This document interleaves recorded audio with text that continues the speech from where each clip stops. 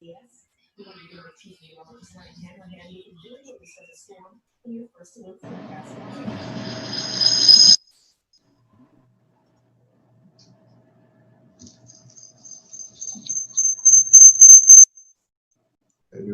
I don't think so.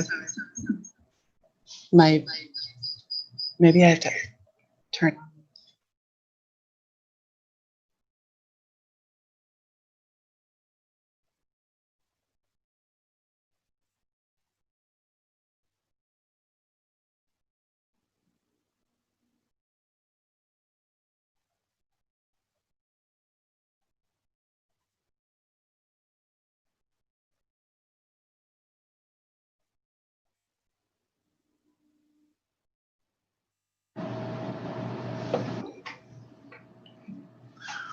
All right, well, I'm going to assume that's a yes. Hello, everyone.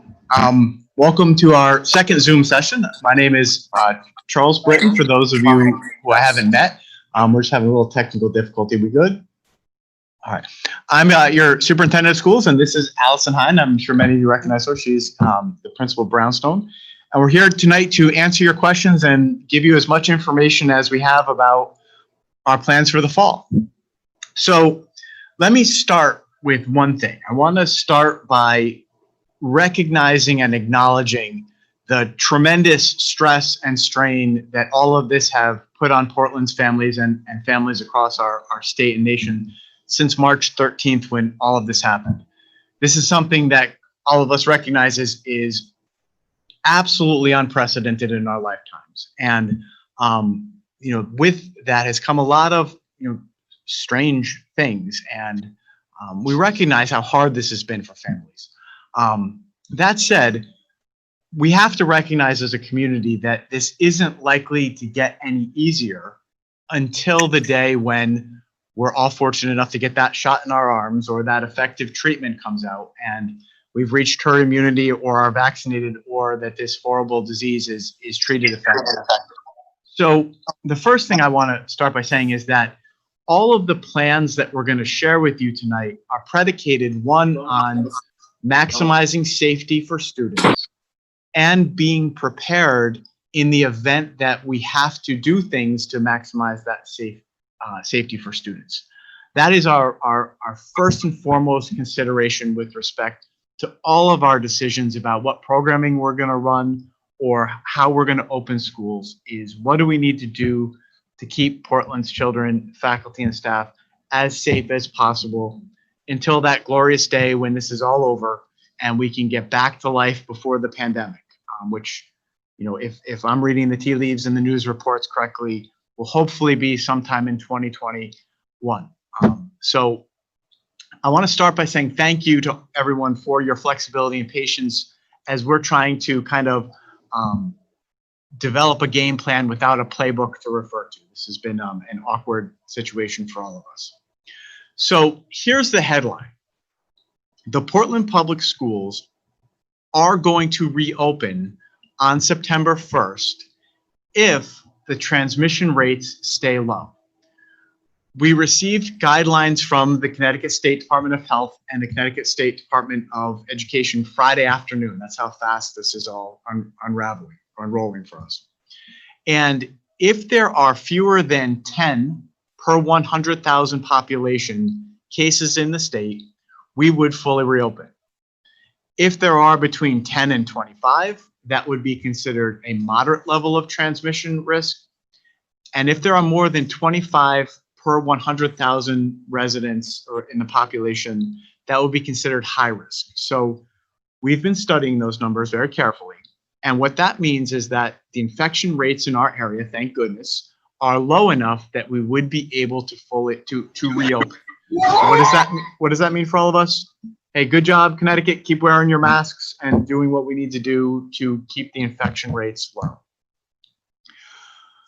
What isn't certain yet is whether we will fully reopen or reopen in what's called a hybrid model. So a full reopening would be the buses would run, all students would be welcomed back, classes would be open. There would certainly be some differences, which Ms. Hine is going to talk a little bit about in terms of passing time in lunches and social distancing in classroom, but we could fully reopen. Last week, we also received indication from Hartford that we, as a local community, have the ability to choose what is called a hybrid model. A hybrid model would reduce student population by 50%. Our students would be divided in half. Half of the students would be assigned cohort A, half of the students would be assigned cohort B. In a normal 5-day week, the way the hybrid would work would be cohort A students would come to school on Monday and Tuesday. Everybody would distance learn on Wednesday while the buildings were cleaned and disinfected. And then on Thursday, Friday, cohort B students would come to school. When the cohort A students and or cohort B students weren't in school, they would be remote learning.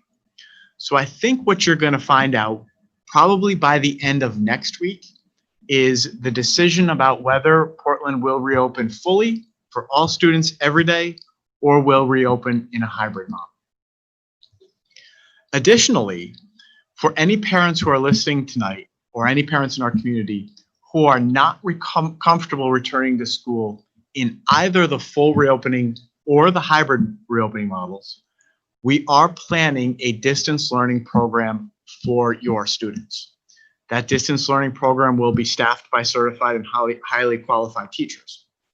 So we're going to, on September 1st, I'm going to speculate, open either fully and or in hybrid, and be running a distance learning program for families that choose to have their students stay home and participate in distance learning. This Friday, I'm going to send an email out to all parents. That email is going to ask parents to let us know if you would like to return in person or if you would like to participate in the distance learning program. So that was a lot. That was quite a bit of information. I'm sure that there are lots of questions. I want to turn it over to Ms. Hine right now, and she's going to talk a little bit about more specifics what the hybrid and in-person learning would look like specifically at Brownstone. Thank you, Dr. Britton. I'd like to start by thanking you all for taking the time to join us tonight, and to thank you for your trust as we have worked through these last weeks in order to come up with some plans. We certainly recognize that your children are very important, and they're very important to us, and we are doing everything in our power to try and determine what, to anticipate all of the possible outcomes with this and to make plans that remain flexible so that we can respond depending on what's happening with the virus. But thank you so much for coming to join us tonight. We have each building has created a continuum of instruction. And that's a template which is linked on the website for the Portland Public Schools. And also, Dylan, thank you, Dylan, put it into the chat. So if you want to look at that while we're talking, you're welcome to. It answers a lot of questions about the specifics of how we intend to approach different things at the school while keeping your children safe. So Dylan, will you do my my slides? So slide number 1 we'll start with. I just want you to know that we've spent a lot of time. I've been meeting with the administrative team, been meeting with teachers, been meeting certainly with the custodial staff as we work to make changes in the facilities, spending a lot of time on this, and certainly would appreciate any communication from you with ideas. Parents have been reaching out, asking questions, and often those lead to me looking for, additional things or give ideas. So please continue to do that. In terms of the summer work that we have been doing, we've developed a plan that is outlined in that template that I just mentioned that's in the chat. The plan for reopening has the in-school model, the hybrid, and the distance learning, which Dr. Britton just talked about. We've also had ongoing meetings. We've been researching some different programs that will work best with our curriculum, and we'll be able to be flexible enough to move from one of those instructional models to another. We've also been looking a little bit at assessments. We recognize that the spring, there was different learning that happened for different students, and we'd like to, as quickly as possible, identify those learning gaps. So we've been beginning to look at some different assessments. And we also are going to be working with the teachers, and some of this work has already started, to identify the most important standards that we need to make sure that we prioritize for learning this year. Another really important part of it, and I'm sure that you all are interested in this, is finding ways that we can help students who are returning back to school or who are new to BIS, all of our incoming 5th graders. We want to find ways to help them feel more comfortable with it. I mean, students have not been in school. The incoming 5th graders have often not, many of them probably have never been in BIS. And we want to make sure that we can provide opportunities for them to come in and visit. And a last piece of our summer work is also making some alterations to our facilities. So some things that will change. Did you skip a slide, Dylan? Was there some pictures on one? Thanks. Did I have them out of order maybe? So this is a picture just to show you kind of what the facilities look like. This happens to be a 5th grade math classroom. And you can see that the desks have been set up very specifically so that students are sitting 6 feet apart.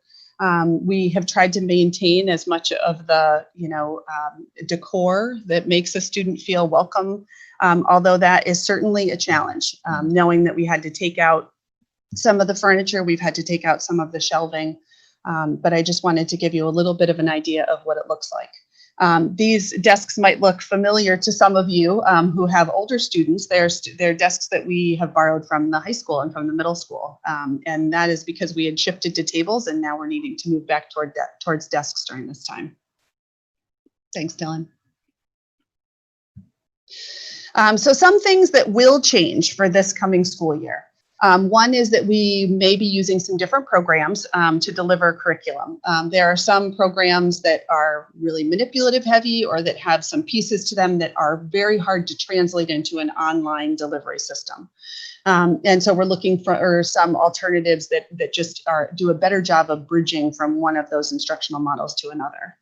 Obviously, the instructional model may be changing significantly, and the school facilities, and then some of the procedures and practices that we utilize, things like making sure that kids are washing their hands, giving opportunities for more of the classes to head outside, having lunch outside, those kinds of things. Some of those procedures and practices are going to be very different. But things that will not change are every student's access to a good education. Our high standards for education are not going to change. We will continue to implement our Portland curriculum. We will continue on with our professional development, although there will be some shifts to it. And our care and commitment to all of you families in Portland Public Schools will continue to remain in place. Last slide. So as we figure this out, and we will figure this out, two of the things that I think are going to be the most important are consistency and communication.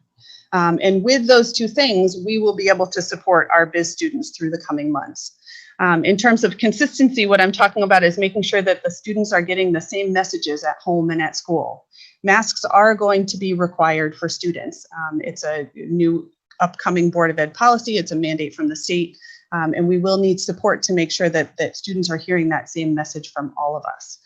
Social distancing is another one that we're going to have to make sure that they're hearing the same message from all of us.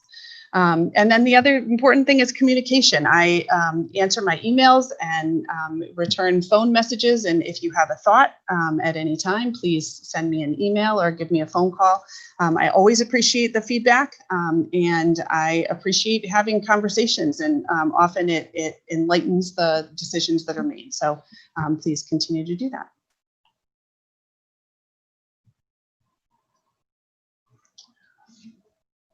All right, thank you, Ms. Hine. So I'm already seeing some excellent questions that I'm chomping at the bit to answer here. So for everybody else who's on, if you'll please refer to the chat, that's where I'll draw the questions from, and then of course post your own questions, and we'll kind of go through these one at a time.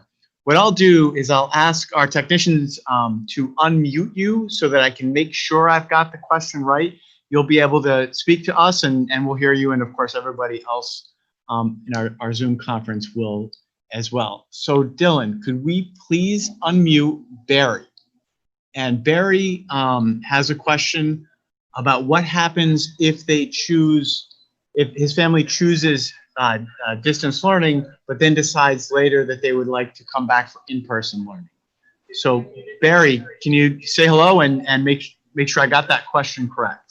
You got that question correct. Hello. Hi, Barry. Hi. So yeah, you want, go for it. Yep. So we recognize that students probably will make the decision to move back in or out, some students, during the school year. And we're prepared for that. We are asking that families give us some lead time on that. We want to make sure that we have the things in place for students if they're returning to the classroom. And we also want to make sure that we have the things in place. It's a little bit easier, the transition from classroom to distance learning. I think that can be a little bit quicker. But we do want to make sure that we have enough time to make the right plans for each student. So certainly, students can transition. We just want to make sure that we do it in a thoughtful way that allows for the best educational experience for each child. Right. Yeah, in general, Bear, that means we would like at least a week's notice. So if you decide to start in distance, then we would, and you decided you grew more comfortable and you were ready to return in person, we would ask for a week's notice. I think is fair before we would say, come on back. That'll give us time to, get the facilities ready and update our class lists. And in terms of going the other way from in-person to distance, if a family were to start in person and then grow increasingly uncomfortable and want to go to distance, we could do that in real time. We would be prepared the next day to say, okay, you can go from in-person to distance. Ideally, we hope to not have as much back and forth, but we're going to build our programs in a way that'll allow that flexibility to meet our families where their comfort level is. Okay, thank you. Okay.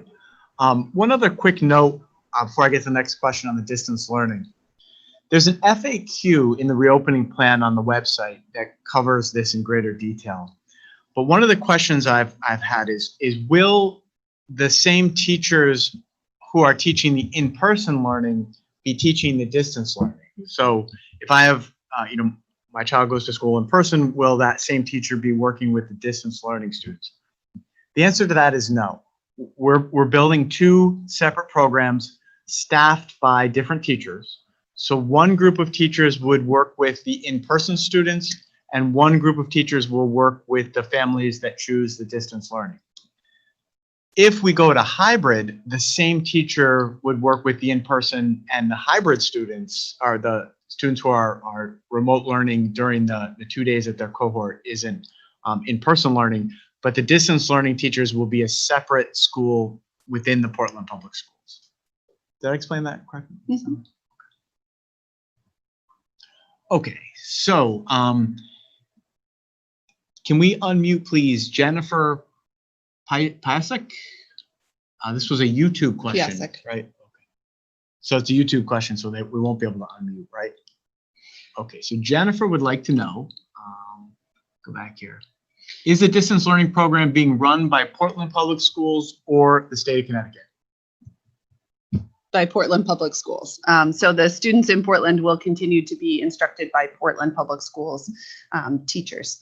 Now, that being said, there are some really good resources that are coming out from the state of Connecticut, and we certainly will be utilizing some of those. But in terms of the delivery of instruction, it will be our Portland teachers. Yep, our teachers. And all of the teachers that run, especially for the Brownstone program. It's a little bit more complicated at the high school level because the high school courses are more content specific, but all of the distance learning teachers will be, Portland teachers will be appropriately certified, highly qualified teachers, some of whom will be Brownstone teachers. So it is a Portland program, not a state of Connecticut program. Okay, can we unmute Jennifer Grzegorek? Or Jessica, excuse me, not Jennifer. So there's a little glare in here. Jessica Grzegorek, who has a question about air conditioning. And we have a couple of questions after Jennifer with the that same topic. Jessica, sorry. Jessica, sorry. Jessica, are you with us?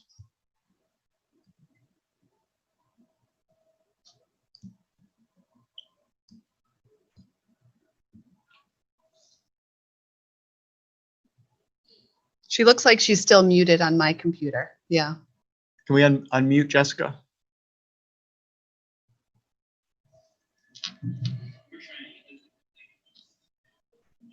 Okay.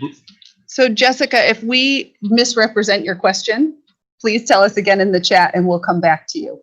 But the question says, wondering about air conditioning. BIS has significant heat and circulation problems. How will this be addressed? That certainly has been a topic of conversation at our administrative meetings. I think that BIS is infamous for the heat during the hot months. So we'll certainly be hoping that the weather cools off in September. But we also are going to have some other plans in place, obviously. One is Dr. Britton asked the Board of Education to start with half days at the very beginning of the school year for that first week. And that's in part so that we have left by the really hot time of the day. We also are going to be paying very close attention. We're careful to watch the weather, what it's going to be overnight, and make sure that we leave windows open and do a good job of ventilating. And we're going to be doing that to our very best ability this year. In addition, we're looking at some fans that pull air out of the classroom so that we can help to circulate new fresh air from outside. And so we'll be working to identify the best fans for that as well. So just know that we recognize it as a problem, and we will be making sure that the kids are not, knowing also with the masks on, that adds additional heat. And we are going to be very careful to watch the temperatures there and to make alternative plans as needed.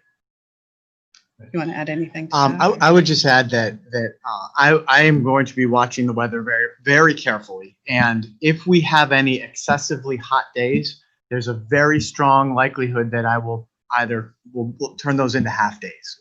So if it, I'm not prepared to say exactly what the temperature might be or the heat index, but certainly if it were on 100-degree day in September, which we've had before, I would likely put the word out to the community the same way I would in the event of inclement weather, whether it's a blizzard, and say we would go half day, because we recognize clearly that the buildings are very hot, and it's going to be even more uncomfortable this year that we're requiring students to wear masks. So we're definitely on top of it, and hopefully we'll have a nice cool September and a nice long cool fall. But if it gets to be brutally hot in September, we would likely go to half days. An additional piece of that is that when it has been really hot in the past, we've identified other locations within the building that do have a little bit of air conditioning, the library being one of them. And certainly this year we're planning not to move students around. So students, the plan is for them to remain in their homeroom throughout the day, and the academic teachers and the special areas teachers will come to them. We're calling it the stay put model, which isn't that creative, but it's very descriptive. Yeah. So in the stay put model, the students will be in that homeroom, and so we will not be wanting to move them into other rooms where we do have air conditioning. Did we figure out if we could unmute Jessica? I want to make sure I covered her answer or answered her question completely. If not, I can go to the next one.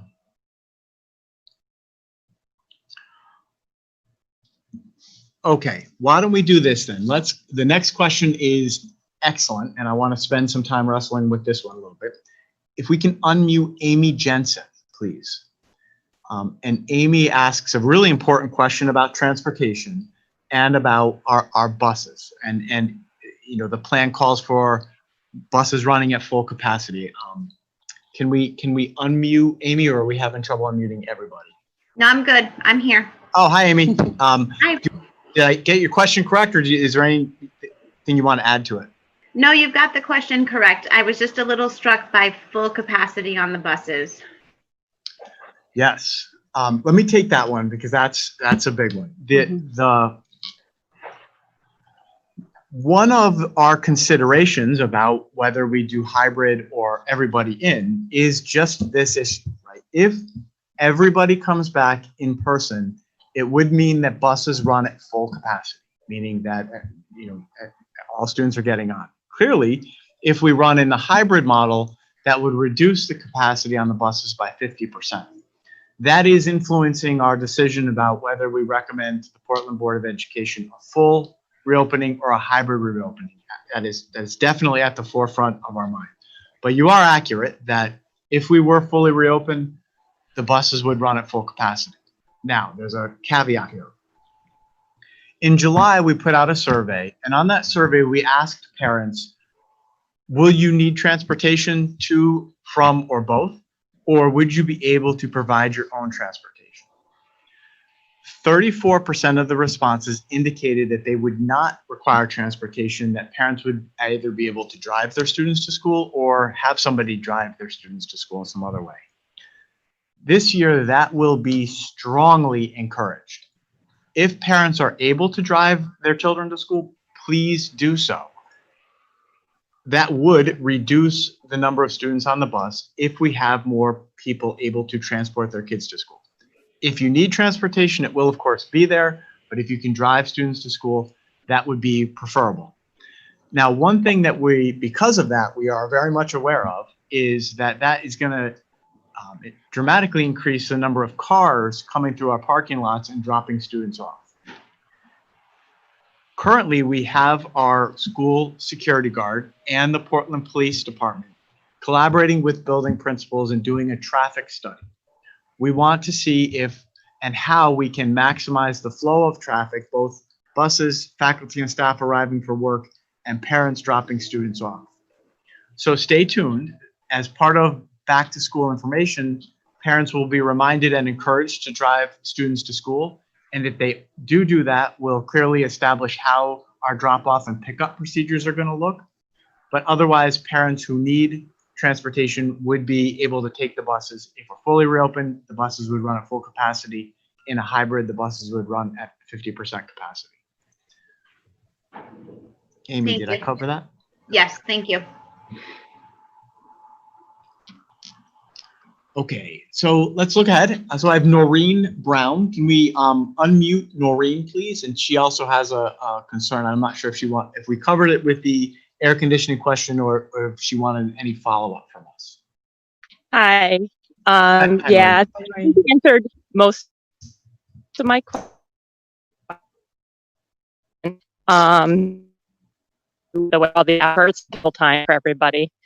But I had an older child who, was in 5th grade, and it was extremely hot. And even though you addressed, the question already,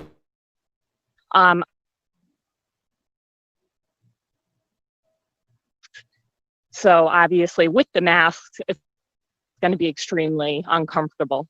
So I know you addressed it already, but just please really be mindful because, excuse me, it's going to be really uncomfortable for the kids. So, and I know a lot of parents have already expressed concern about this. So thank you for your attention on this. You're welcome. Yeah, Thanks, Noreen. We are definitely going to be watching the weather carefully and again, hoping for a cool spring, fall, excuse me. So, all right. Okay, can we unmute Jen Oliva? Hi. Hi, Jen. Hi, Jen. How are you? So yeah, my question was about band because I know that's new to the 5th grade students. If in all the models they're going to have band class, and if yes, when do we find out what instruments they got? Because I think we need to buy them. That's a great question, Jen, and it's one that we've been wrestling with a bit. I've had some emails back and forth with Mrs. Fuller, who is our music teacher, both band and chorus. And those are two of the most challenging classes during this because of the airborne nature of the virus. So children singing, there's a bigger distance in terms of them standing apart from one another. And then in terms of the band instruments, the same concern. We are hoping to be able to do musical instruments for students, but I can't tell you for sure yet that we're going to be able to. The music department is working on it. I know that Mrs. Fuller was worried about those very, the students who were just starting up with it, because we usually do those in sections in terms of really getting kids to hit the ground running with their instrument. So she is coming up with a few different proposals of how to do that.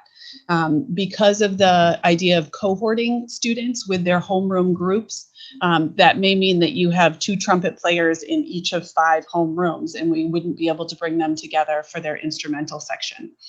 So we're looking at the idea of doing mixed instrumental sections, and we're hoping for some additional guidance from, the national and state music teachers groups so that we can figure out the best way to implement music for this coming year. So I'm sorry that I don't have a great answer for you, but just know that it's one that we're working on. And Mrs. Fuller has some great ideas, and we'll be doing our best to make sure that we can do that. I can tell you that In terms of music instrument selection, we will be holding off on that if we are doing musical instruments. Usually we're doing that right now. There's a few things that we need to get in place before that, including finalizing class placements. And a lot of that's going to be dependent on the survey that you all are filling out at the end of this week. So that's to be determined, but certainly we're not going to be asking you to go out and get an instrument in August. It will be likely, weeks into the school year. Okay, thank you.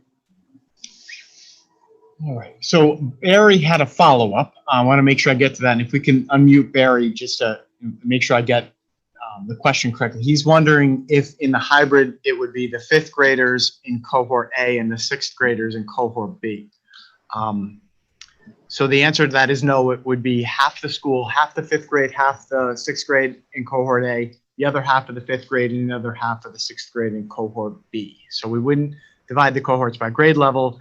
It will most likely be, some form of alphabetical, A through L, cohort A, M through Z, cohort B. But we are going to be very careful to give parents the opportunity to let us know who they would like their students cohorted with. Certainly siblings would be in the same cohort for childcare reasons, but also, if neighborhoods are pooling childcare or there are other bubbles out there that we may not be aware of, when we put out the survey and ask for that feedback, we'll give parents the opportunity to say, it would be great if you could put my son or daughter in a cohort with the following people to help make our lives easier. And Barry, just another piece to your question. So I'm going to use a 3-person team in 5th grade to illustrate this. So if it was, this year, and so last year, 3 teachers who worked together were Mr. Santaveneer, Mrs. Moynihan, and Mrs. Graff. So if your child had those 3 teachers, they maybe were in Mr. Santaveneer's homeroom. So they would have math with Mr. Santaveneer. Right. And then a little bit later on in the day, they would have language arts with Mrs. Graff, and she would come into that classroom. So the kids would stay where they were, and Mrs. Graff would come in. And then for the 3rd block of the day, the 3rd teacher would come in. When we're going to the hybrid model, that means that Mr. Santaveneer, instead of having 18 kids in his classroom, would have 9 kids that day. So 9 kids would come on Monday and Tuesday. Everybody's home distance learning for that Wednesday. And then the other 9 kids would come for Thursday and Friday. So the hybrid, the kids still kind of have a homeroom group that's 18. And on Wednesdays, when they're all doing distance learning together, they would be together with that 18, but they'd be split into 2 groups to lessen the number of students in that room for half the week.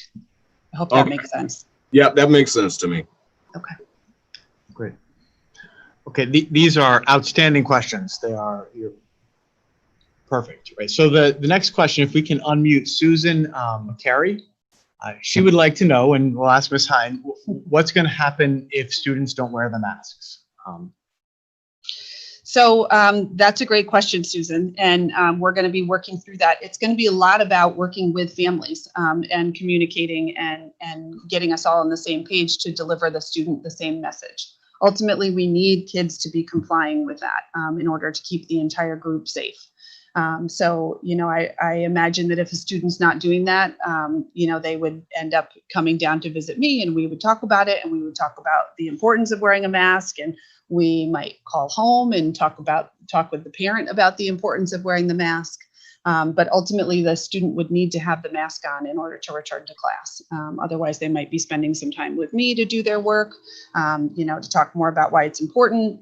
But ultimately, we need them to have the mask on to go to class. Okay, thank you. Thanks, Susan. Okay. So Jennifer Lefave from the YouTube live stream, I don't know if Jennifer can be unmuted, but she has a question about if we go to full attendance, full in person, if there would be an option to be in the hybrid model. So if we went full in, could parents choose the hybrid? Jen, did I explain that correctly? Is that the question?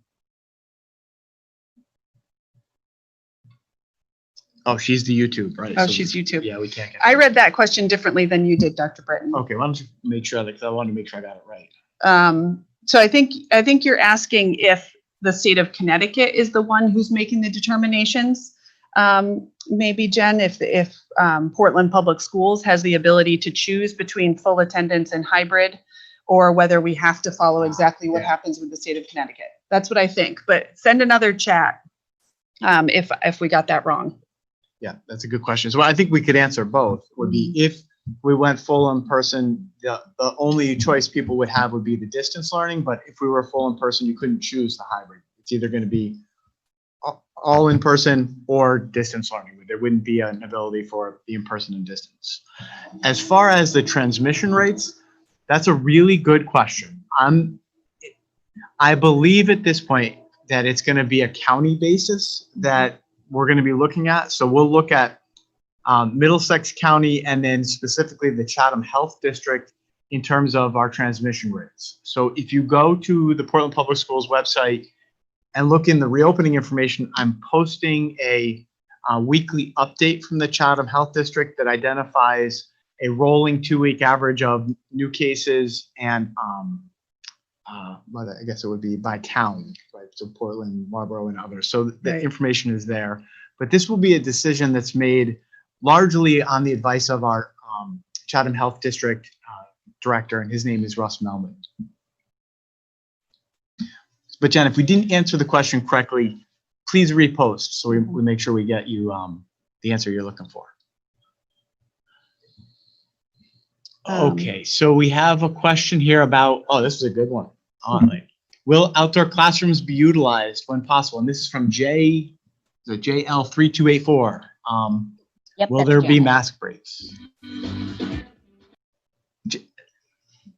I heard it briefly. Yeah. I heard her. So the question about outdoor classrooms is, yes, we will be definitely wanting to utilize outdoor spaces. So that being said, you all know what Brownstone looks like, and I'm trying to find ones that are going to offer kids the best respite from being inside and knowing that it's going to be hot. So thinking about where there are good shade trees. We certainly have the field across the street, across Middlesex Ave, and that has some good shade trees. So my thought is that I will be identifying 5 different locations outside of the school building where students can go for recess. And also the teachers can take kids there during the day when there are opportunities for them to do some instruction outside. When students are outside and 6 feet apart, they will be allowed to remove their masks. So that will be a really good way to accomplish mask breaks. In addition, we are developing some protocols for students to take mask breaks while in the classroom. So, maybe 3 kids at a time are allowed to have their masks off and then they put them back on, and 3 other kids. Because we do know that 80 minutes, which is the length of a block, or 6 hours of a school day is a really long time to have a mask on. And knowing that they'll have them off at recess and obviously when eating, but still that's a long morning and a long afternoon with masks on. So we will be developing some times for students to have breaks from having their masks on. Excellent. Thank you. Thanks. All righty. So next we have Jessica. If we can unmute Jessica. She is curious if there are any guidelines about masks. And boy, have I learned a lot about masks. I never thought I would know so much about masks in my career. Jessica, you with us? Yes, I am. Okay. So there are, what we're requiring is a simple cloth mask that covers the full face. So I imagine that masks are going to become very stylish next year, but it will be a full mask as long as it is a cloth, something that covers the whole face. What I've learned about masks is that there are 2 types. There are these kinds that I have, which are just your, normal cloth, cotton, fabric masks. But there is another type called an N95 mask, right? Now, these are N95 masks are fitted. There are different sizes for them, and they offer added protection. There's no way, I guess if you look at a cloth mask, there's way for particulates to get around them. But in the N95 mask, if you're fitted correctly, it fits snugly on your face and is therefore much more difficult to breathe particulates through. But for our purposes, a cloth mask is fine. Any follow-up to that, Jessica? No, I think that about covers it. As long as it's formally fitting. Like I've seen people wear bandanas or like those kind of like spandex or polyester buffs, I think they call them, that are more like a tube that can fit over A gaiter. Yes, thank you. So would something like that be acceptable also, or it needs to be a form fitting over the mouth and nose? Those would be acceptable as long as it covers the face. Okay, thank you. All righty, can we unmute Marissa? And she has a really good question about a teacher shortage, and if teachers who have opted to stay home. Marissa, are you with us? Yes. Hi, Marissa. So did I get your question right? Are we facing a teacher shortage? And what are the numbers of teachers that are staying home? Is that correct? Yeah. Yeah, that's right. Okay, so first I would say this. If anybody on this call, personally, or you know anybody that is looking to be a substitute teacher, please email me, email Mrs. Hine, or go on our website.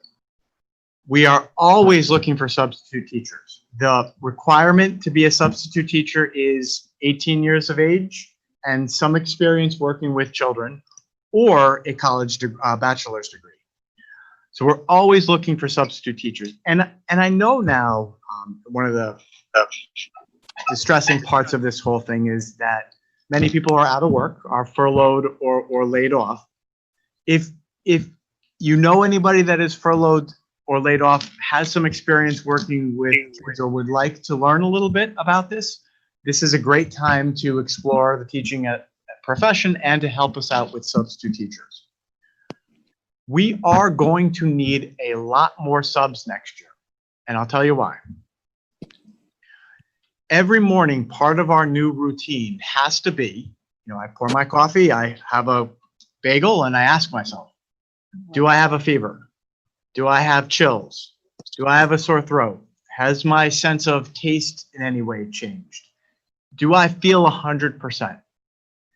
If I answered no, I don't feel 100%, or I think I have any of those signs or symptoms of COVID, it is expected that I stay home.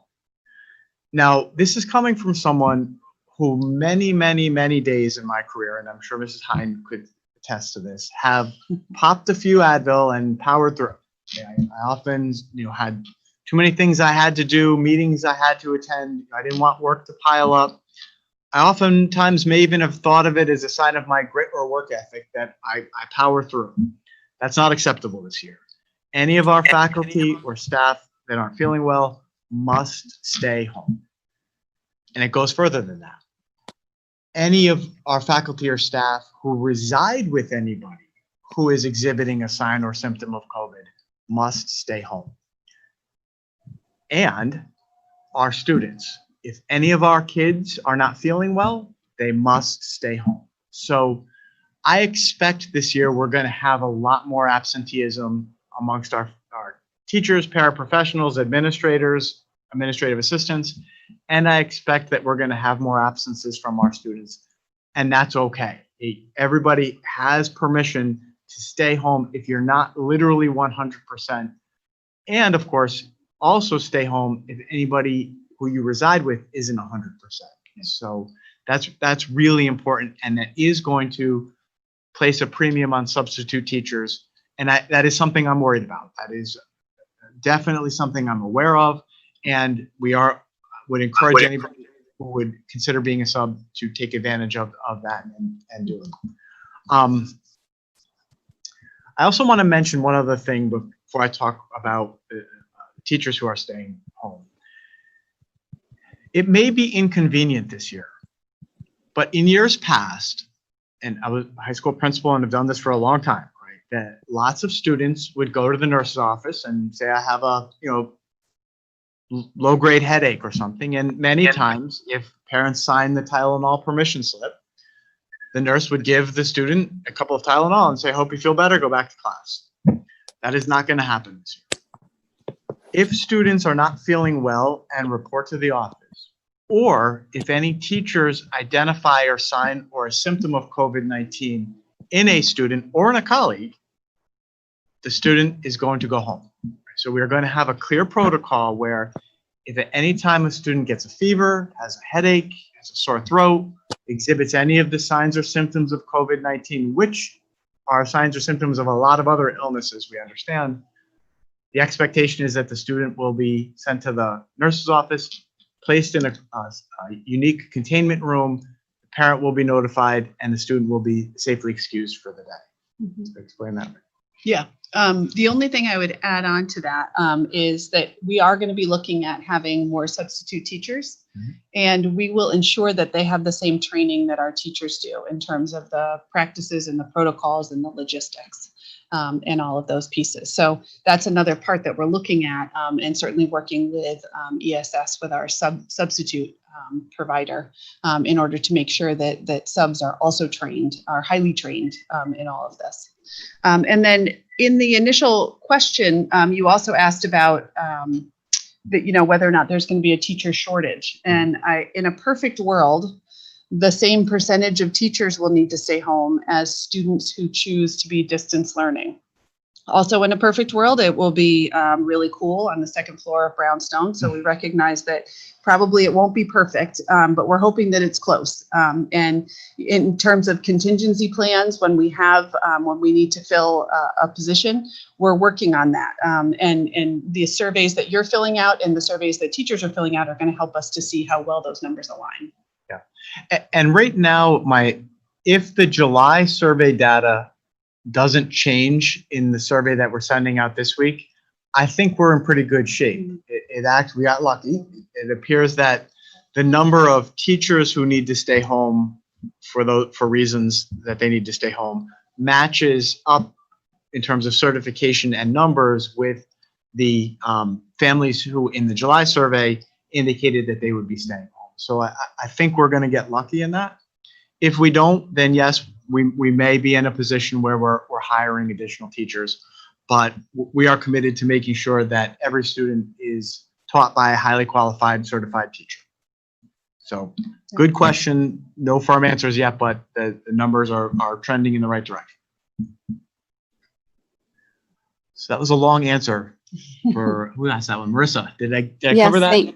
Yeah, you did. Thank you. Alrighty, can we unmute Karen Reddick? So Karen's looks like it's from the YouTube stream. Okay. Yep. So Karen, you're asking for some more detail on how the hybrid model will work and whether or not classes will be live streamed for the students at home, or if they'll just be given work to do on their own. So I think earlier I covered kind of how the hybrid model will work in terms of students. A homeroom would have 9 kids there Monday, Tuesday, the other 9 Thursday, Friday, or whatever those numbers end up being. But in terms of the students who are home, that is not completely figured out yet. So we're still working on that schedule. My initial take on it has those students working on the content area during the time that they're supposed to. It will not be live streamed for reasons of student confidentiality. But we're going to be expecting that students during their 80-minute math block in the morning will be working on a new math lesson assigned by their teacher. I have built into the schedule right now a 45-minute block when their classroom teacher, when their homeroom teacher or academic teacher will then have a meeting with the students who are at home. So each day on let's say Thursday and Friday, if your student comes to school on Monday and Tuesday, they'd have a 45-minute live meeting with their teacher, with one of their academic teachers, in order to touch base, ask questions, get some feedback on projects that they're doing. And so that's kind of, it feels like that's the best of both worlds at the moment. But certainly if you have other ideas about this, shoot me an email, because it is definitely a work in progress. We also want to make sure that we're aligning it, upwards with the middle school and the high school, as well as down with Gildersleeve and Valley View. So, continuing discussions about that as an administrative team. These are great questions. Yeah, Karen, if I didn't answer that completely, send another chat in the YouTube. Yeah, these are great questions. So the next one then is Jessica's asking, and this is probably to me, will half days be called during the day if it's extra hot? A couple of reflections for you on that. So it is possible that this year in real time, I may be notifying parents that we're moving from full in person to hybrid, or hybrid to distance, or distance to full in person, right? I may get a call from the Chatham Health District director and says, hey, you just had a major issue in Portland, close your schools. It is really important that parents, keep an eye on that text. I would send that notification out by school messenger, which comes in the form of a text, a voicemail, and an email. I would also encourage parents to find a reliable news source and stay up to date with what the infection rates are in Connecticut. You can, every night the news reports that. I will be watching that carefully, and I know that our Chatham Health District folks are going to watch that carefully, but we're going to have to keep an eye on that the same way we are keeping a wary eye on this tropical storm coming up the eastern seaboard, right? Mm-hmm. That we have to be aware of what's happening around us in terms of this virus, and understanding that my decisions will be made based on what the infection rates are, and those are likely to change, right? Hopefully they stay low, but with universities opening and things, who knows what could happen. So keep an eye on the news. As far as the weather, I will carefully keep an eye on the 8-day forecast, and I will talk to some weather professionals and our in-house experts about what, if it's going to be 100-degree day, that makes sense to me, that I will notify you the day before that it would be a half day. I won't make those decisions, in the morning and let you know. I will do my best to keep an eye on the weather and, forecast ahead. That is a challenge in New England, where if you don't like the weather, we have to wait a minute. But I think it would be fair that I give everybody at least a day lead time in terms of if we're going to do a half day because it's too hot. There are some indicators too that we'll be able to keep our eyes on. So I can speak for Brownstone, but you can pretty easily predict what the temperature is going to be the next day upstairs based on what the temperature is, what the humidity is, and what the overnight temperature is, because it's a stone building and it holds its heat. So unless you have a significant drop in temperature overnight. So all of those things will certainly be communicated to Dr. Britton and inform those decisions. Yeah. Okay, Jessica, did you want to ask any follow-up? It doesn't look like she's on the meeting right now. Okay, very good. Okay, Amy Jensen, what is the target number of students for each classroom in order to achieve social distancing in stay put law? So right now we have 18, we have between 17 and 19 desks in any given classroom. It's an old school, and some of the rooms look very different from other rooms. So it's been a bit of a challenge to get everything 6 feet apart. It's not a one size fits all, in terms of the classrooms. So we have, there's 1 or 2 rooms that only fit 16 desks, and it goes all the way up to 19 desks in classrooms. So we can easily accommodate those numbers. Hopefully, again, the stars will align and that will work with the number of students. But you all know that you haven't gotten class placement letters yet. And that's part of it. Those couple of rooms that are a little bit smaller, we're going to have to be careful to make sure that those class sizes are at 16. So, that's all part of that work that we're doing now. Yeah. And also influencing our thinking about whether we open in hybrid or. Mm-hmm.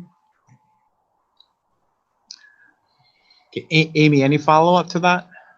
Well, just in terms of what you said, class sizes will impact hybrid choosing. You may decide if class sizes are too large that you may have to use the hybrid model. That was less than articulate of me then. So we are prepared for a full reopening and have literally visited every classroom with a tape measure and a clipboard and spaced desks out. Mm-hmm. If we fully reopen, we will achieve the 6 feet social distancing. In some cases, that 6 feet social distancing will be exactly 6 feet and not 6 feet 1 inch. We are barely there at 18 or 19 kids in some classrooms. In those classrooms where we couldn't achieve the 6 feet of social distancing, and we have classrooms of 18 or 19 students, those classes may be moved to the library or the cafeteria or the gym. In some cases, not likely at Brownstone, but the middle school has looked at that as a possibility. So we will accommodate that. So I'm confident in saying, and Ms. Hine can correct me if I'm wrong, that we are prepared to fully reopen and maybe just barely, but maintain the 6 feet social distancing established in the guidelines. Yeah, and Amy, some of those other classrooms at Brownstone are the music room, certainly the library, and then we have another larger classroom upstairs. So there are 3 rooms where we could easily move, classes to, and we'd be able to fit more than the 16, 17, 18 desks that we're currently fitting. And again, that's that survey information that you all are going to be providing and that the teachers are providing that will help us to make those plans. Right now, all of the typical regular homeroom classrooms are the ones that are set up with desks, but we're ready to adjust that as needed. Thank you. You're welcome, Amy. Okay, Ken Woodward, if we can unmute Ken, has an excellent question. Will there be Chromebooks given to all incoming 5th graders, both in-person and distance learning students? Yes, they will. Absolutely. We're going to have some sort of a device for every student who is at Brownstone, and I believe every student in the district. Am I right? Every student in the district. And that's a really good question. And it is critically important that every student K through 12 have a device and stable internet connection. If any families on this call or in our town do not have stable internet connection, we want that information from you, and we have some resources. We have hotspots. We will help you get stable internet connection. And every student will have a device. In planning this summer, the teachers are going to be prepared to transition with maybe 12 hours notice from either all in person or hybrid to distance learning, the same way we did in March. What we did in March, I thought was almost miraculous in terms of going from all in person to all out without a day's notice and having to build a distance learning program in real time. We now have the blessing of time to prepare. So our teachers are going to be prepared to transition to that model of distance learning in real time if necessary, so that they're going to be providing the district will be providing the Chromebooks, ensuring the internet connectivity, and teachers are going to be designing their lessons and programming in both an in-person and prepared to go to distance learning model. And we talked a little bit about the practices and the procedures that will change. That's one of them. We're going to have to make sure that kids are bringing home their devices every night because we need to be ready at a moment's notice to transition. And so that's one of the practices that we'll have to get kids used to is the Chromebook goes into your bag.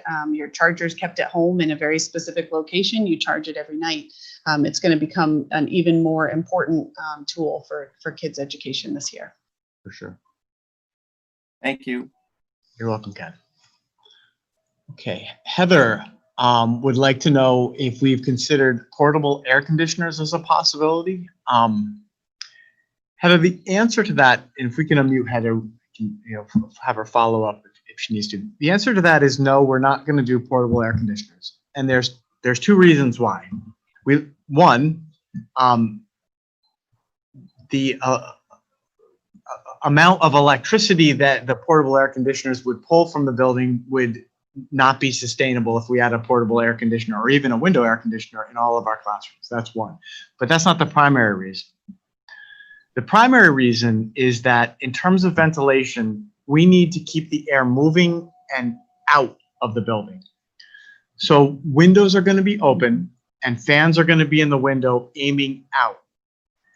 An air conditioning unit that recirculates the existing air in a room is not good. That is not something that the guidelines establish as an expectation, and essentially it would recirculate the virus. So portable air conditioning is not a good idea.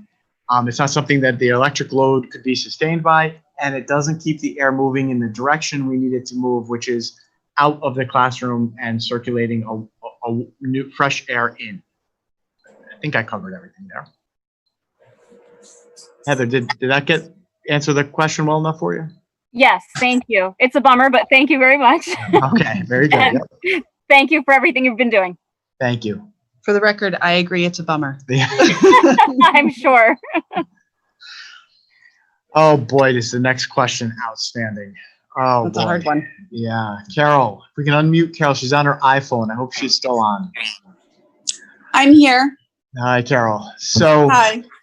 Carol, your question is what happens, God forbid, if a child tests positive? And I guess that would extend to a parent or a principal, God forbid, or anybody Or else. para or teacher or any of them. Yep. Yeah, that's something we're very much preparing for. So part of the reason in K-8 that we're cohorting students is to limit access of each student to other students, right? That is why it is really important that we get kids off the bus as quickly as possible, limit transportation as much as possible within the district, and create bubbles of kids so that, you know, we don't have kids between buildings or between classrooms as much as possible. That is why the students, it's not going to be great. We get it, but they're going to enter the building, go to that one classroom, be in that one classroom all day, and the teachers are going to be on carts and rotate. By doing that, if we ever had a student, God forbid, who tested positive, the potential for them to have spread that virus to this building at large will have been limited to that one small group of students, right? That is what the real importance of cohorting is. Now, specifically, God forbid, that day came when the nurse's office got notification, or I received notification, or Miss Hine received notification from a parent, a pediatrician, or our Chatham Health District Director that a student in this classroom tested positive. Well, that would begin what's called contact tracing. Mrs. Hine and the teachers are going to have to keep very close track of who each student and who each teacher interacts with every day. And if a student tested positive, we would need to know what parts of the building that student occupied so we could clean them very quickly, and then what other students that student interacted with so that we could be advised in terms of whether those students have to quarantine for 14 days. We had to notify families and recommend testing, and notify the Chatham Health District about who those families and students are so that they can do their work of contact tracing and communicating with pediatricians in the broader community. Yeah, so that the cohorting piece, some other parts to that we're putting in place because we need to be able to do that contact tracing is lockers. So students will be assigned a locker that is at least 6 lockers away from any other student who is in their cohort, so that kids are, 6 feet away from each other, even in the hallway, and multiple cohorts will never be in the hallway. So, and kids are going to be assigned to specific bathrooms. So cohorts of kids access a specific bathroom in the school. We're going to have to open back up our locker room bathrooms, and we're trying to spread the kids out as much as we can. And then we have, floor markers on the floor. I think the trickiest part is going to be as kids are entering and exiting the building and going to their assigned classroom. So teaching kids about how to social distance, and putting down floor markers and having signs around and having a lot of adult supervision is going to be the trick for that. So I think the short answer is that we're hoping that social distancing, cohorting, as many parents driving as possible, and us not transporting students between buildings, and wearing masks is going to, and of course, having people stay home if they don't feel well, will create the baseline conditions for us not to, spread the virus if a student tested positive.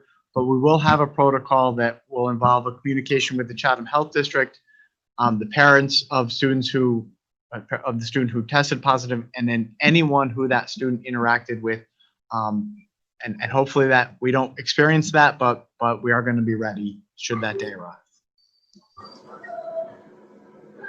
So the next question looks like it comes from Jen, and it's on the YouTube live stream. So I'm going to ask it, and then Jen, you can always follow up if I don't get it right.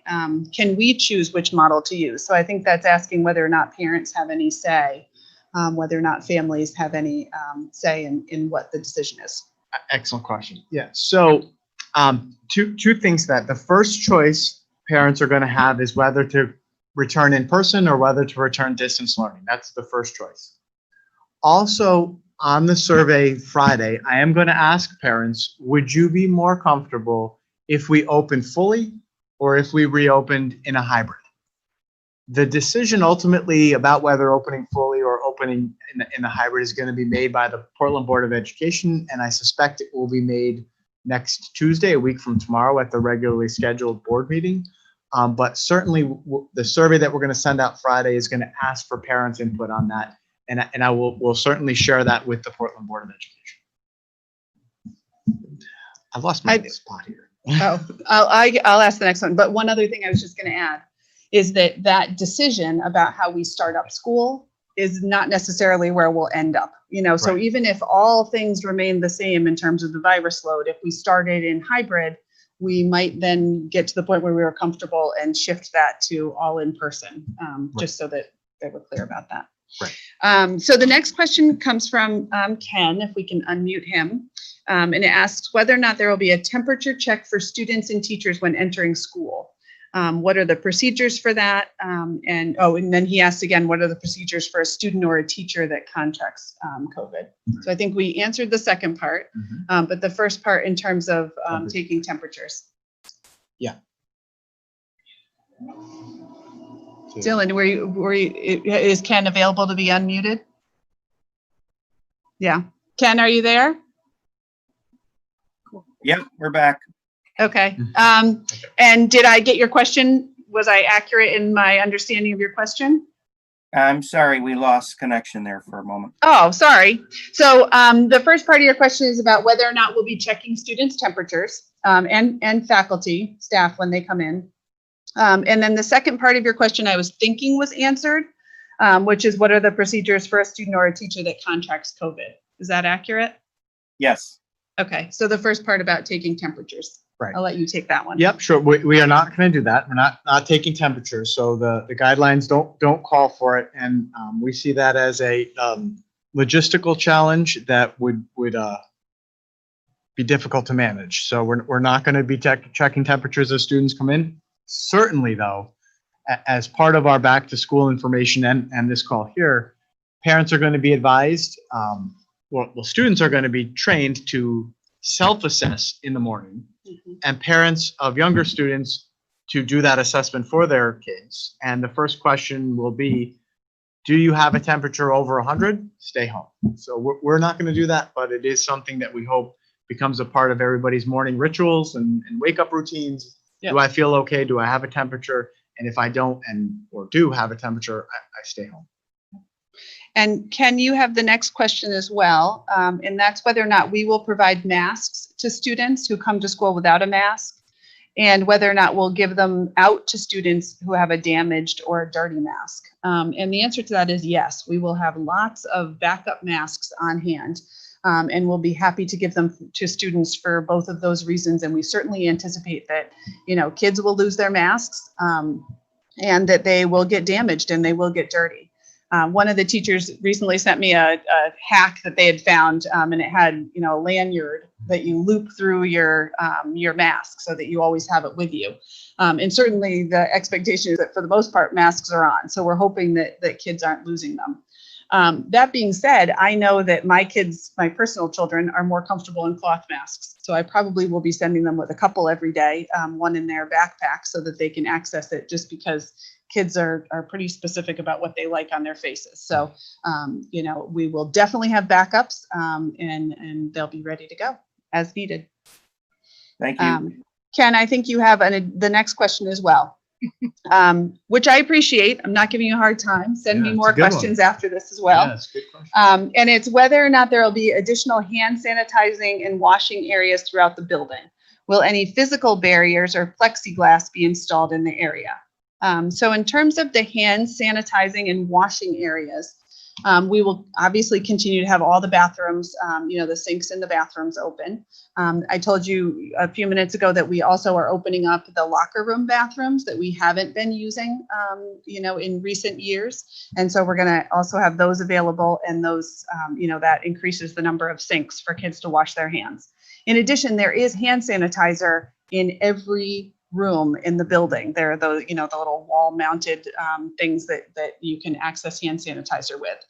So we do already have that, and it's the kind of hand sanitizer that complies with the level of the stuff that is going to kill the virus. So those hand sanitizers are everywhere in the building. Physical barriers. We are not going to be installing physical barriers in the classrooms. We are, however, going to have them in the office. In some of the offices, we can't attain the 6-foot social distancing. And also we know that there will be some visitors who need to come in. And so for that reason, we are installing plexiglass in the Brownstone office. In the classrooms, we are providing teachers with a face shield. So I always think of the dentist's office when I think of these, but those things that kind of go around like a headband like this and then have a piece of plastic that comes down in front. And teachers will be able to wear that. The hope is that then when they're standing up in front of the class, if they're further away, they would have the opportunity to take off their mask if they wanted to. The shield is not a replacement for a mask, but it can be worn so that the teacher who's standing there and projecting out at the kids has a double layer of protection there. Some districts are putting up plexiglass. I actually like the face shield better because it goes where the teacher goes instead of the teacher being able to walk out from behind it. Thanks. And Ken, I'm going to skip down one question because you have one more on there before we mute you and move on to somebody else. Will there be a specific contact person in charge of the COVID-19 response team? And the answer to that is yes. Yes. So our district's director of pupil services, Dawn Davis, has been named our COVID compliance liaison. That's an official title that has been bestowed on her. Ms. Davis oversees all of the nurses in the district. So she's going to coordinate with them and make sure that all of the health and safety protocols are implemented with fidelity. She can be reached at ddavis, D-D-A-V-I-S, at portlandct.us. So she is the lead compliance liaison. And then, of course, there will be building specific teams comprised of school nurse, administrator, and then secretaries, and then teachers and paraprofessionals or others assigned by the building principal. And now we're going to move on to Katie Thompson. She's from YouTube Live. So I'm going to ask the question, and then certainly Katie chime in if I didn't get it right. So you're wanting to know about the full distance learning and whether it will be similar to how things were in the spring.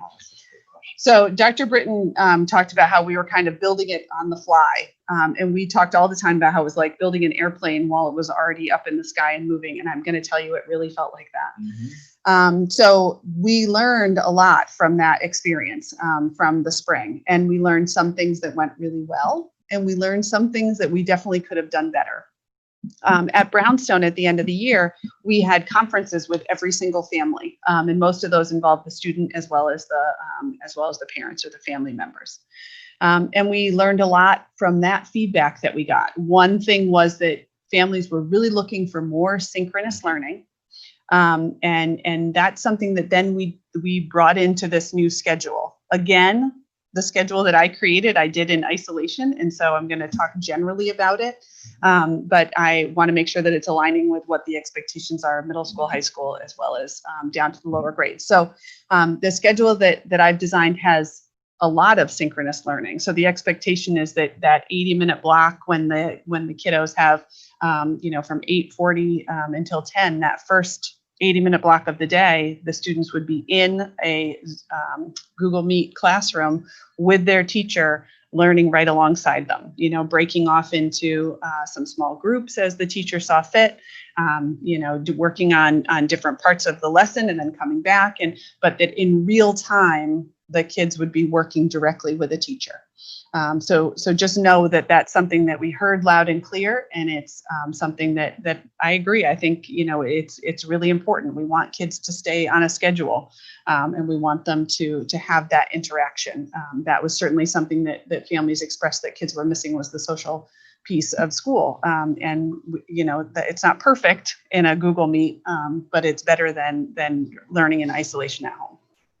Yeah, I would just add, we did a full parent survey too, and two consistent pieces of feedback that we received from parents K-12 were, one, parents are looking for more synchronous learning. And I'll just define synchronous learning as that FaceTime with the teacher in Google Meet. So the building principals this year across the district are going to be scheduling times, if we have to go to distance learning, for kids to have that more consistent FaceTime with teachers through the Google Meet platform. The second thing we heard pretty consistently from parents was that they'd like more hands-on materials. So more paper, literally more workbooks, as opposed to doing all of the work on the screen or running the printers at home to print off the work. Parents would like us to send more work home for the kids to have in front of them. So we are going to accomplish both of those things and fine tune some of our grading practices, some of the assignments. And in general, we learned a lot from the spring. I think we're going to capitalize on that and make things even better if we get into the unfortunate position where we're all back in distance learning because COVID spikes. And I think the hands-on piece, I also interpreted that feedback as hands-on manipulatives that kids are using, day in and day out in the classroom. And so we're working on a system to create little kits that kids would have in school so that they're not using another kid's scissors and pencils and crayons and that stuff. And then they would bring that home with them so that they would have all of those materials, including base 10 blocks were appropriate, and protractors were appropriate, and calculators, and those things, so that they can have them at home at their fingertips as well. Those materials. Yep. Great. All right, where did we end off? So Stephanie is asking, what's the policy for returning to school after a child is kept home after being sick from COVID or from something else, or if a child is kept home from a family member being sick? Great question. So generally, we are going to collaborate with families. Did you say something? Okay, we're going to collaborate with families in that case. And with that, we will always defer to the family's pediatrician. So when the medical professional determines that the child is safe to return to school, we will be ready to welcome them back. But we are clearly going to establish an expectation that doctor's notes be provided before we allow a student to return to school if they've exhibited signs and symptoms of COVID-19. I imagine that the doctors would, check in and be able to determine if it was just hay fever or something that might require testing. But with respect to decisions we make, we of course are going to defer to the medical professionals about when it's safe for students to re-enter school. Okay. Thank you. Of course. Our pleasure. And a question from Jessica. Can Jessica be unmuted?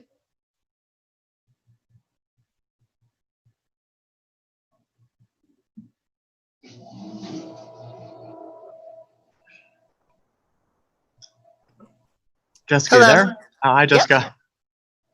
Hi. Do you want to ask your question, Jessica? Yeah, I've been thinking a lot about the idea of cohorting, and I understand that it's a really great measure for us to use in the classroom, and I'm curious how far that would extend past the classroom, if contact tracing would extend past the classroom, because as kids mix and mingle with other families, participate in sports or other extracurricular activities, would that lose its effectiveness? Mm-hmm.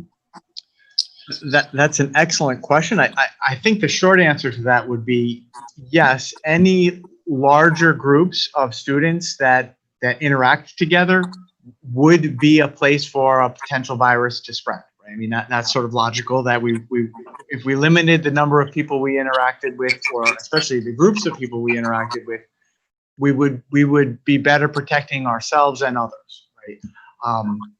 Just in terms of how that works for a faculty, as a district, we're going to lean towards having all of our faculty meetings and department meetings and PLC times virtually. We're going to use Google Meet, even though we're all in the building. It's better if we're meeting virtually rather than all coming down to the library or the auditorium or the art room or music room, wherever we would normally meet. In terms of the contact tracing part of it, what we're going to be expected to do by the Chatham Health District is have a detailed understanding of where our students have been when they were in school. So we'll know what buses students were on and who else students were on that bus with, what classrooms students were in and who was in that classroom with them, what teachers that student interacted with, and what parts of the building that student traveled to, which is why we're going to create the bubbles of students that we're going to create, which is why we're hoping to establish 3 separate locations for before and after care, and which is why our students are going to be in the same room and our teachers are going to travel from room to room, so that we limit the opportunity for cross exposure amongst different bubbles or different cohorts of students.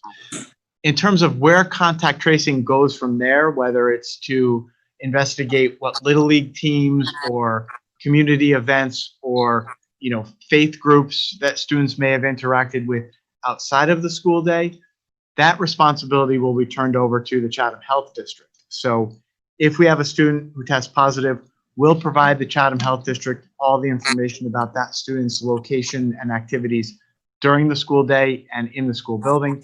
And they would then communicate and do the interviews and talk with the parents about where else in the community that student may have been and interacted with other groups of students. Jessica, Great, thank anything you. else with that? Nope, that's great. Thank you very much. And then Susan is asking, will COVID-19 testing be required for all students and staff shortly before school starts? No, it isn't an expectation now. I don't think it will become one. There's all kinds of confidentiality and HIPAA things that would go into that. I have not seen that in any of the guidelines from the state. So no, we're not going to require COVID testing for faculty, staff, or students to return to school. Susan, all set with that one, or did you want to add to that, or? No, that's fine. Thank you. And I'll just let others know, since there's so many people on the call, that the Community Health Center is offering free COVID testing for anyone. No questions asked. So if that's helpful. Great. That's a Yeah, great that is resource. very Thank you. helpful. Well, I'm sorry, which community health center is it the one here? Yep, the one in Middletown on Main Street. Mm-hmm. That's Okay. good to know. Great. Thanks, Susan. Yeah, You're welcome. And Jennifer is asking, she's on the YouTube live stream, a follow-up to the illness question, Dr. Britton, that you just answered. Does that mean that all absences from school will require a doctor's note to return? No. So wait, let me see if I understand the question. So if I stay home because I'm not feeling well, but I wake up the next day and I'm feeling well, would I be required to provide a doctor's note? Right. No. It would, that would be too much, right? I mean, I think we're going to have to trust parents and students to determine the extent to which they're not feeling well. And does it mean that anytime that somebody has a sniffle that might be a simple allergy, they have to run to their doctor's office and get the doctor's note? Not necessarily. I don't think that there's that level of, boy, I better get to the doctor right away. I'm not feeling 100%. But if you're not feeling well, and if it's I don't want to put any kind of qualitative descriptor on it, but if over the coming weeks I really don't feel good, meaning I've got a temperature, my sense of taste has changed, or I've got body aches, that is the time to take Susan's advice and maybe get tested or go see your doctor and be honest with us, right? I mean, be honest, know yourself, and understand that your decisions to keep yourself healthy extend to what you need to do to keep all of us healthy. So if I don't feel good, and I really don't feel good, I am going to see my doctor and I'm getting tested, and I am reporting to my community that I'm now in quarantine for 14 days if it's a positive test. And I understand that that's HIPAA related information and all that, but we owe it to ourselves and to our community to do right by each other and be forthcoming with what we need to be forthcoming about. So that was a guarded answer, but that's not, there's nothing easy about any of this. So we're going to move on to a question from Chris and Melissa. It says, when will we be receiving more robust details regarding full-time distance learning from the start, if that's the option that a family were to choose? Excellent question. So this Friday, we're putting out a survey to parents. It's not even a survey, it's a request for information, right? And we're going to give parents the weekend to think about it, and we're going to ask for the request for information to be completed by Monday at noon. Monday at 1 o'clock, our secretaries are going to start calling home to all of our families that don't provide us the information by the deadline, and asking that very important question of, are you returning for in-person or are you returning for distance learning? My hope is that we have a 100% response rate by Wednesday of next week. Once we know specifically which of our students are requesting distance learning, we'll then start communicating with those parents specifically and introducing you to the teachers who are running the program and establishing our guidelines for how that program is going to run. I'm imagining that's going to happen either the 3rd or 4th week of August, around the same time that all of our students are receiving their class assignments. So I'm just going to follow up, and I don't know if Kristen, Melissa, if you're unmuted or not, but I think that part of what you're asking is how to make that decision, like how you would have enough information about the distance learning plan in order to make that decision. I think knowing that sorry, is somebody unmuted? Am I right about that? Sort of. I mean, I guess we're kind of thinking, all right, so if there's 20 kids in 5th grade and they're at all different levels ability-wise, are they all going to be taught at the same level? Are they all just getting core, no challenge? Are they allowed to do band? Are they allowed to do chorus? How do they do gym? Is it more engaging? I mean, we had one student last year, or 2 students that were very engaged and one that was not engaged at all. So we're just kind of trying to weigh it out for each one of them, as well as for us as a family. And, how much do we need to be involved? Is it set times of the day? What are you really going to be offering? Because as far as we can tell, we can't really glean a lot of information from what's out on the reopening site as of this point with regards to distance learning. There's a lot more, obviously, with the in-person, which is understandable, but for those that are seriously considering distance learning from the start, it kind of is like, yes, it's an option, but then it just sort of ends there. Yeah.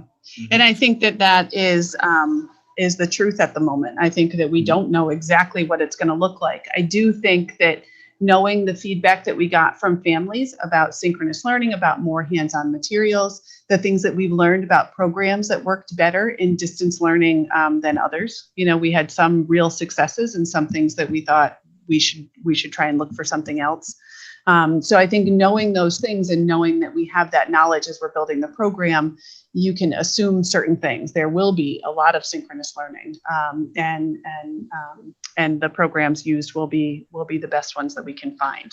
Yeah, and I would even say too, I mean, you can expect there will be math, there will be science, there will be social studies, there will be English, there will be health, there will be all of the normally assigned courses taught by a highly qualified teacher using the same curriculum that the students are using in person.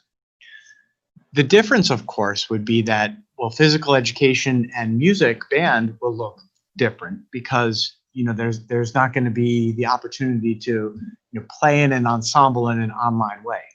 So those specials programs, our art, music, help me out, health, what are the other ones? Yep, library, music special. Yep. Those will be qualitatively different, but the core courses, math, science, English, or social studies, those will be more closely aligned to the in-person curriculum. Mhm. Is that helpful? I guess a little.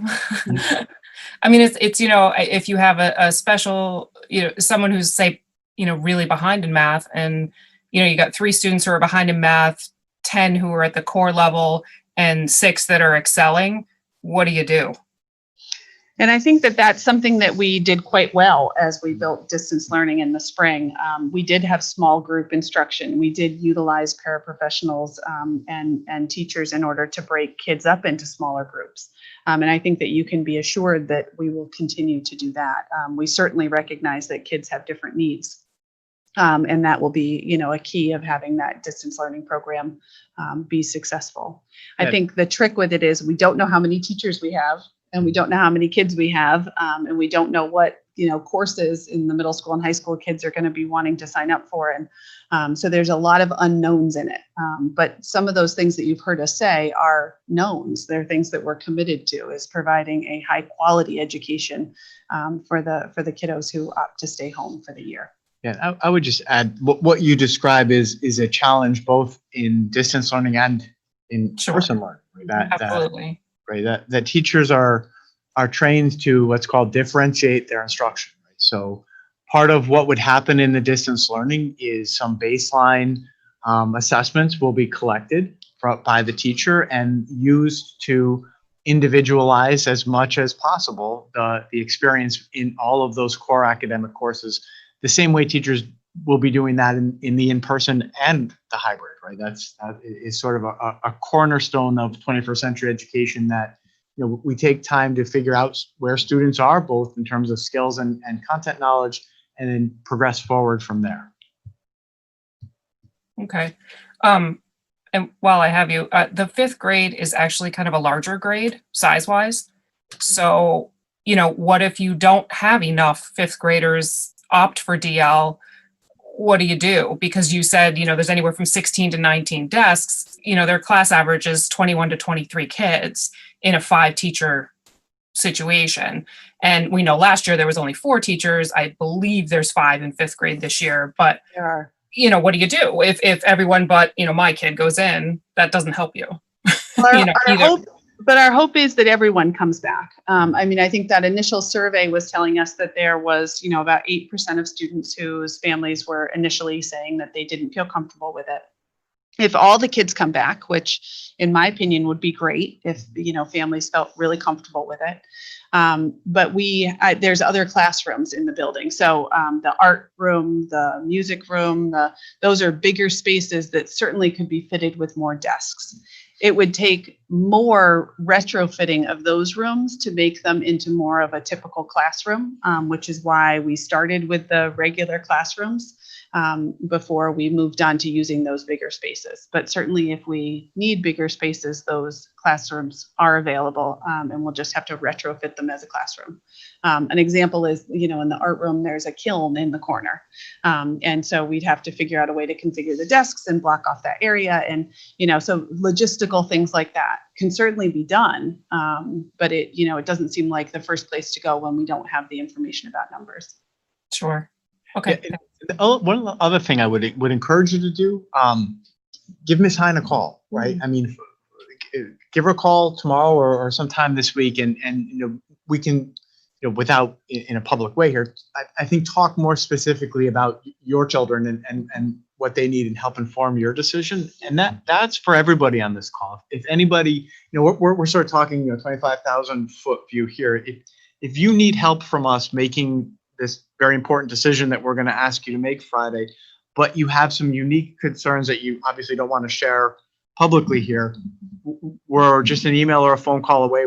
All the administrators are working full time. I'm not taking any vacation this summer. I think you're back from Maine and here. So give us a call and let's talk this through. We really want you to make an informed decision, not just about in general programming, but specifically what you think your children need. Thank you. So we have a question from Amy. Can she be unmuted?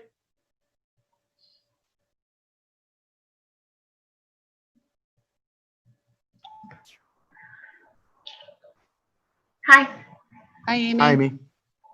So I think my question is really, there's a fine line where, we're being asked to care about our community, which I think is really important, but also, in terms of privacy, families, I know from my own work right now that there is a stigma associated with COVID, and people have had to follow, to really work through some of that as people are afraid to be around them. And so I think, it would be important to know, what is the school doing for privacy while we both promote community but also protect people's privacy? That's an excellent question. We are, as educators, bound by two federal laws. One is HIPAA, which extends to health, and then one is called FERPA, which extends to educational records. As you can imagine, as administrators, Ms. Hine and I are dealing with the most confidential information on students and faculty at times every day. So I think you could rest assured as a parent that anything you shared with Ms. Hine, with me, with one of our nurses or our teachers would be handled with the utmost sensitivity. That's what we do. We handle these things very, very carefully.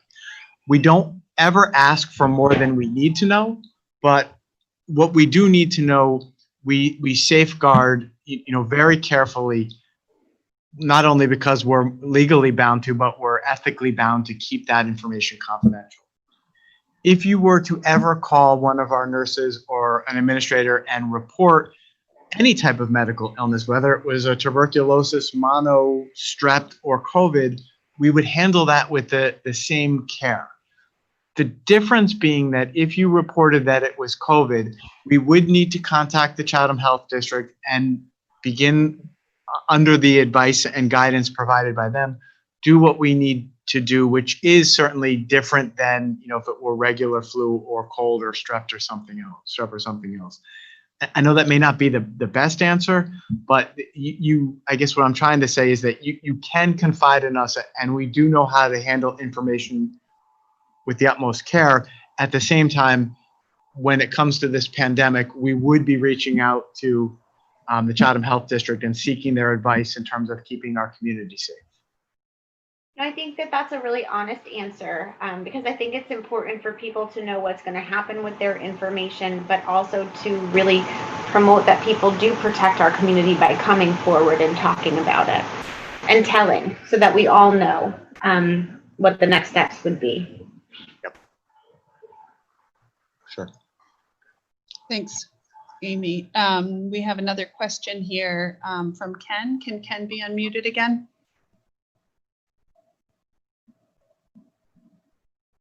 And Ken, your question is certainly one that has been at the top of our priority list, about mental and social well-being for students. Hi there, it's actually Melissa. Ken's Oh, sorry. Step out. No, that's okay.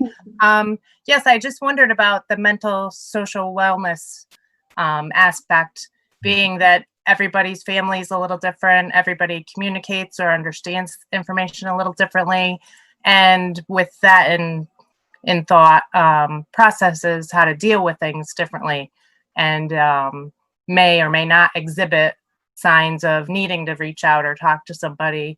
And I just thought, is there something that in general will reach out to the students, not necessarily even to say, if you need us, we're here, but to actually say, I'm here, can we talk? Just to kind of give an assessment for a kid that might not come forward for that discussion, but might be receptive to somebody just taking them aside in a very sort of nonchalant way of just saying, I want to check in on you and say hi, and what's your life like? Or not even that detailed, but just to do something to check on everybody as a whole. So a few pieces that we will have in place. We're in the end stages of identifying the best baseline assessment for students in terms of social emotional well-being. And that will help us to identify some students who need that additional support. We certainly anticipate that students are going to be coming in with an increase in anxiety.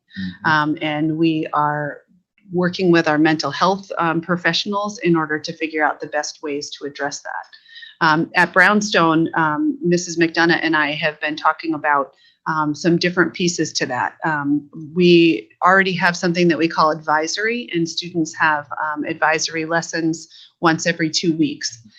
We also use a program called Restorative Practices, and a piece of that is having circles and community building and developing the kind of environment where students feel comfortable talking about what they're worried about or what they're thinking or what happened, or, sharing with their classmates. That is going to become much more robust. So when I was, working on a document for teachers today, that was part of it. We are going to be expecting that we're doing those kinds of circles on a daily basis to start the school year off. We're really going to have to establish that feeling of safety for students right from the beginning. And we're going to be figuring out the best ways to do that. Then we also are going to be providing lessons. Mrs. McDonough is going to be ramping up the lessons that she provides. Mr. Fox, who is our health teacher, will be taking on a part of that as well with the social emotional. And, to be honest, we rely a lot on parents reaching out. So I often will get a phone call, or a teacher will get a phone call or an email, that so-and-so is having trouble. And it's not necessarily something that we would notice. Kids often work really hard to fly under the radar at school, to blend in. And so we certainly will be encouraging parents to reach out with a little bit of a heads up if you think your child needs, more of a check-in. But just those daily check-ins and those daily circles are going to be part of the normal fabric of the school. That I think it's enormously important as we head back in.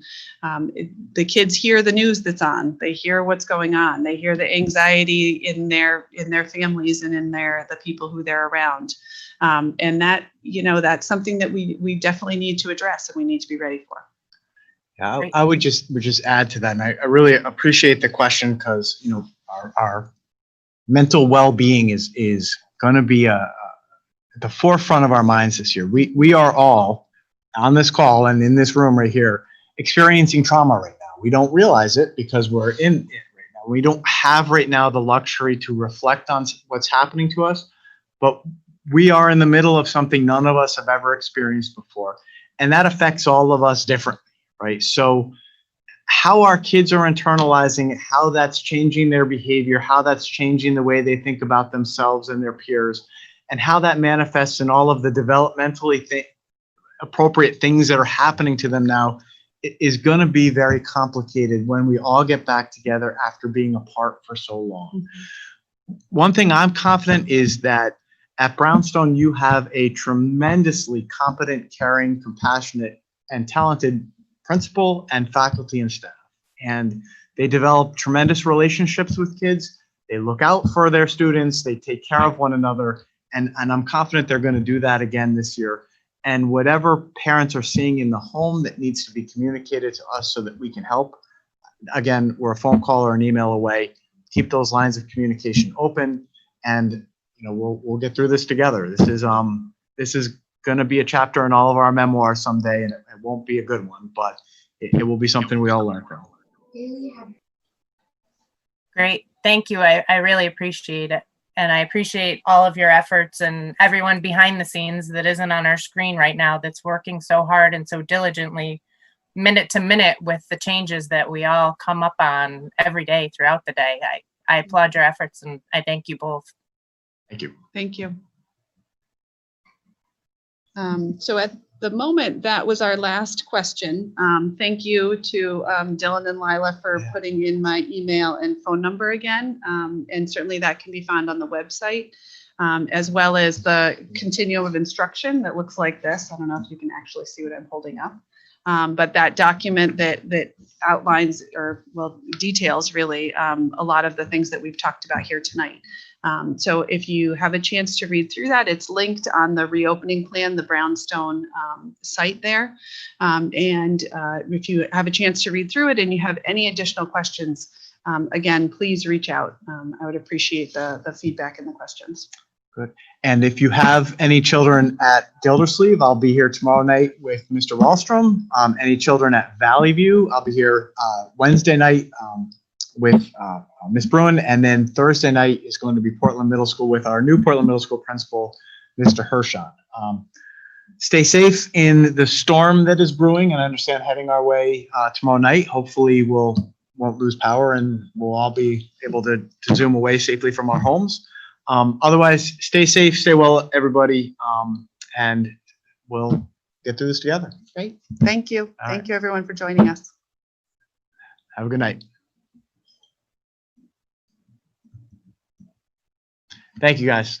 Thank you. Good job.